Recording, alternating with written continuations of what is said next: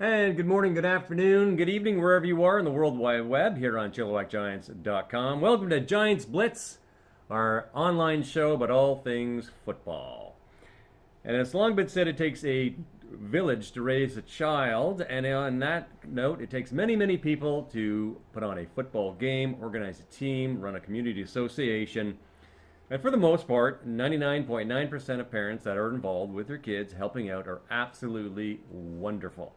They give up tons of time and energy and their own resources in any effort whatsoever to get the team running smoothly. However, having said that, there is always that one parent every once in a while that makes life a little difficult. So joining me in today's discussion are two veterans of Chilliwack Minor football. The lovely and talented Miss Colleen Saunders. Hello, welcome. Hello. And you are a longtime veteran, manager. Were you ever a trainer? No. But you were a board member for a while, weren't you? Yes. Yes. And, of course, Carrie Mastin, who is a trainer and a manager this season for Junior Bantam? Yep. Yeah. And two wonderful people here joining us today. Thank you very much. And, of course, we have our trivia question at the end of the show. And the winner gets a chocolate brandy cake baked by yours truly. And when you're having trouble getting women to come on a show, you offer chocolate. And suddenly your emails light up. Oh, I'll do that. No problem. I'm winning that cake. You're winning that I'm cake? winning the cake. The gloves are coming off. Okay, so to our discussion, how to deal with that one troubling parent. And Colleen, you're new to our show, so I'm going to let you go first. Talk to us about everything that goes into organizing a football team from the manager's perspective and how the parents play a role in that, and just sort of the trials and tribulations you have dealing with that sort of situation. Well, of course, at the start of the year, we are all eagerly awaiting team splits, and then we're awaiting our schedules. And I think what makes it easiest for parents is open communication. Give them all the information they need as quickly as possible. Let them know where they need to be, when they need to be. If they're not wondering if the information is readily available, I think it makes it a lot easier for the parents, and then in turn for the manager as well.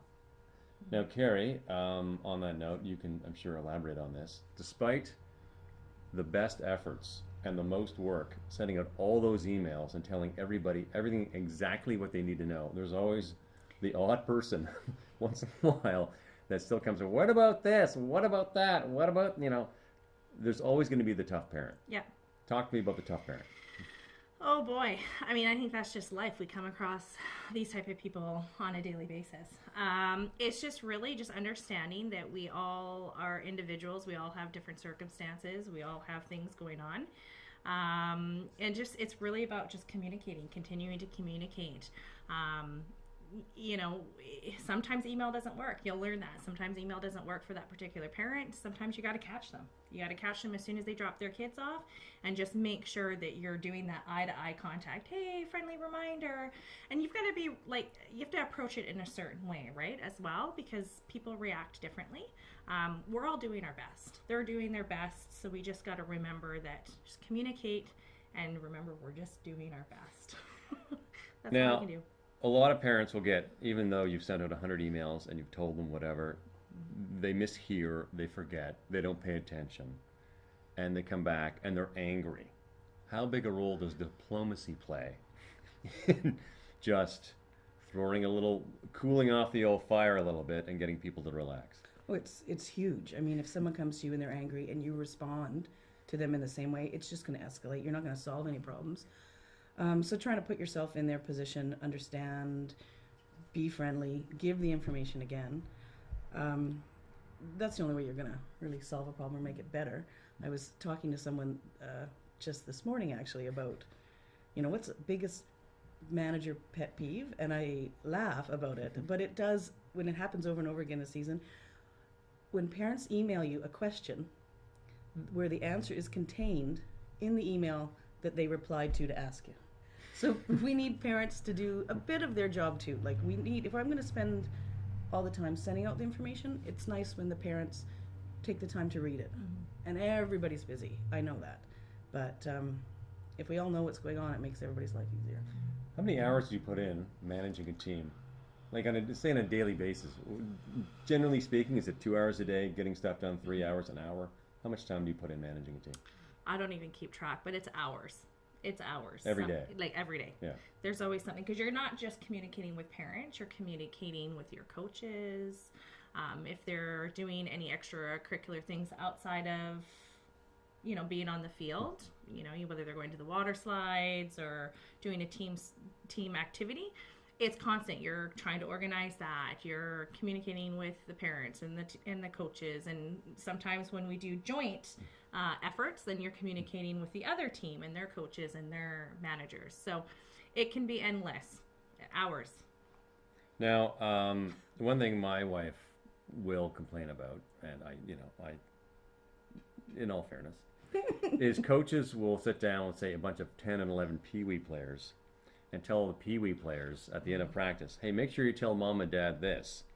Maybe a quarter to a half of them pass on the message, and half those messages aren't even right. So, I mean, it comes from the coaches too sometimes, and I'm not blaming anybody or anything, but everybody needs to talk to everybody. I mean, how often does that happen with you, that the coaches tell the kids something and they forget to tell you to email it out? I don't let my coaches do that. My coaches. Well, I think what I've always tried to do, and I've been really lucky, the coaches that I've managed for have been great coaches, and we've had a great relationship. And I see my role as being their secretary. Mm-hmm. They are ultimately my boss. They choose how to run the team, what happens. But I'm that voice saying, as a parent, saying, could we do this? Could we do that? And we kind of start off at the beginning of the year to sort of decide how we're going to run things. And most of the time the communication comes through me. So the coaches they don't tell the little kids what's going on. They tell me what's going on. And then I, in turn, make sure the parents know. I would have to agree with your wife. I wouldn't like that either. As a parent, I wouldn't like that. It can get kind of frustrating. But coaches, I mean, they think of something and they tell the kids. And of course, I mean, we're all human. I mean, I'm totally forgetful, so I'm not. So give me an example of nothing too recent. A general example of, a troubled parent. Like what's the kind of thing you face regularly?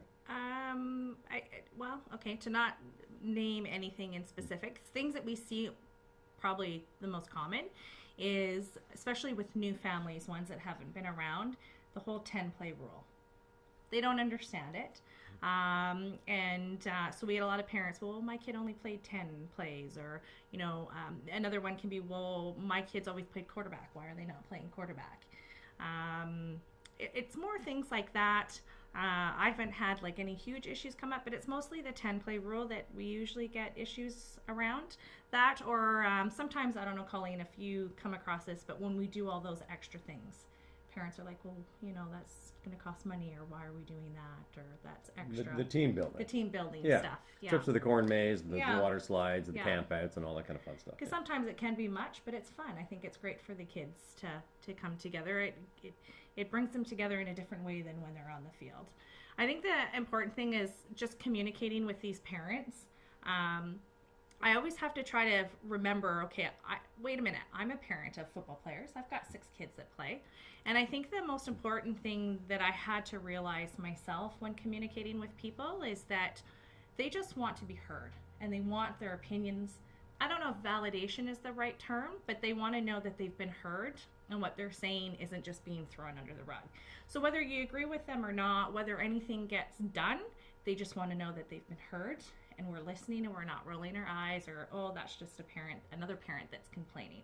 Because really they're just trying to advocate for their kids, and they think they're doing the best for their children. So we just got to keep that in mind when approaching them. Now, Colleen, there is, thank you very much, Carrie. You're welcome. Sometimes, though, you've got that one parent who's got the bad attitude, and it starts to snowball a little bit.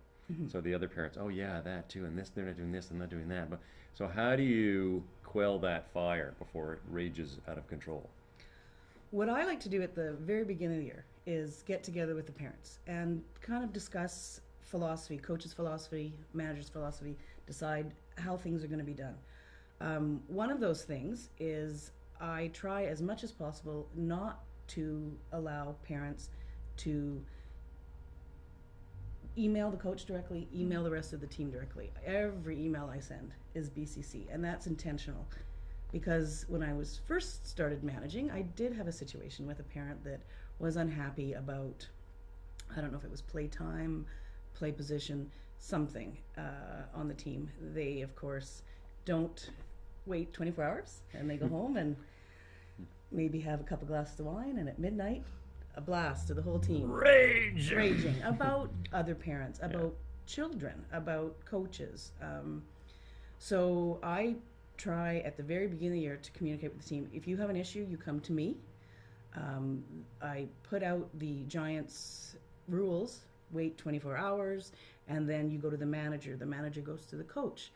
If we can't resolve it at that point, then we go to the executive. And we had a situation like that this year. We had one where there was an issue and the parents did the exact right thing. They came to me. I talked to the coaches. We had a meeting with the parents to go over their concerns. And I think, not that everyone walked away exactly what they wanted, but like you say, they were heard. And the situation sort of died out. I had another one where it didn't. So I passed it off to our coaches liaison, Ian Parks, and he dealt with the parent.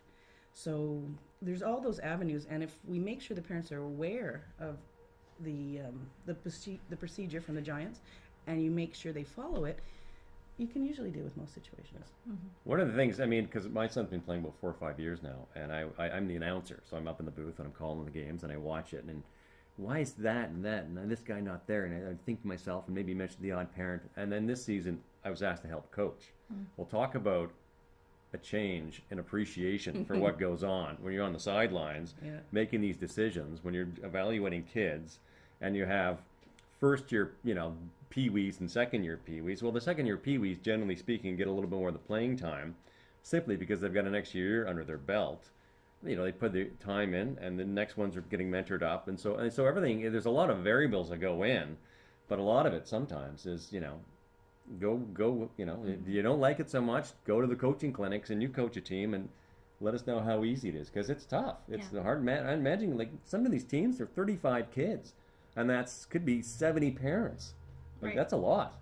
Well, and two, parents don't really see what's exactly happening on that sideline. So especially when you get your younger kids that are on the sideline, they're having water fights, and they're looking at the butterflies and what's the soccer that's happening behind them, and so it's not even that the possibility isn't there for them to get their 10 plays if that's an issue that a parent's having, but they're busy doing other stuff, and it's not really a manager's job or a coach's job to say, no, you have to get out there. If they don't want to get out there because they're occupied with other things, then, And I think probably every coach and every 10-play parent can give you examples of children who don't really want to play that much. They like maybe being on the team. They like the excitement of it, but the game itself, maybe they're not quite ready. And you've got them peeking over the 10-play parent's shoulder, and the minute they see they've got that 10th check mark, their cleats are off, their helmet's off, they're doing something else, and then the game is finishing, and the parents are